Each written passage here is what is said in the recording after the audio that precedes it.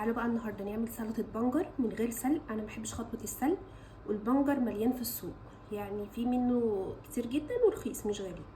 كله حديد، تقويه للمناعه، ومفيد مفيد مفيد مفيد كمان للقلب، ومفيد لكل حاجه. فانا مبحبش خطوه السلق، فهعمل ايه؟ هجيب البلانشه بتاعتي واجيب السكينه وابدا اقطعه زي صوابع البطاطس رفيعه خالص. بصوا، عايزاه رفيع على قد ما تقدري.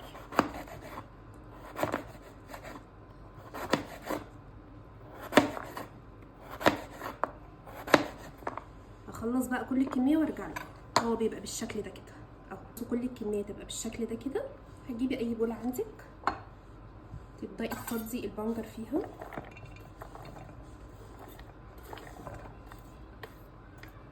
بعد كده بقى هننزل بشويه من البقدونس كده، انا مقطعاهم. البقدونس طبعا بينزل الميه اللي في الجسم وبيساعد في الجهاز الهضمي. السلطه يا جماعه قنبله. وبعد كده اي حديد يعني ليمون، وليمون يعني شتا وبرتقال، فالليمون اساسي. قلبي بقى كويس جدا.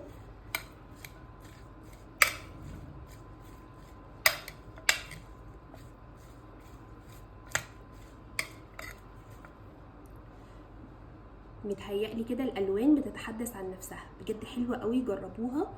قنبله تغذيه رهيبه، والطعم فظيع يا جماعه، طعمها حلو قوي، جربوها.